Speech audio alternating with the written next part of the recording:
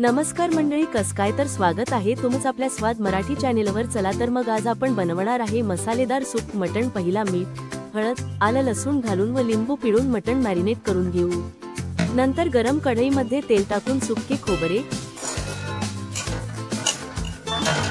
पांढरे तीळ, जिरे आणि फुटाणे घालून भाजून घ्यावे।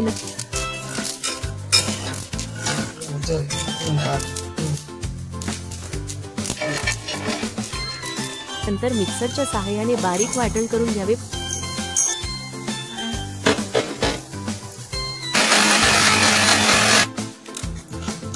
पुन्हा कढईमध्ये तेल टाकून कांदा, टोमॅटो, कढीपत्ता, लसूण भाजून घ्यावे व नंतर कढीपत्ता घालून मिक्सरच्या सहाय्याने बारीक करून घ्यावे। नंतर तेल घालून कांदा भाजून घ्यावे व त्यात मॅरिनेट केलेले मटण घालावे।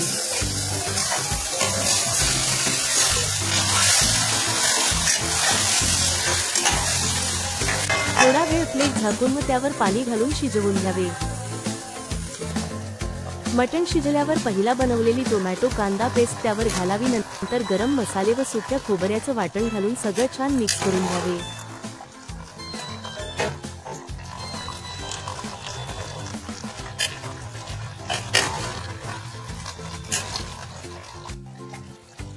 नंतर आपल्या तिखटाच्या आवडीनुसार आपला घरगुती मसाला घालून सगळे एकजीव करावे वर कोथिंबीर घालून सर्व करावे झणझणीत सूप मटण।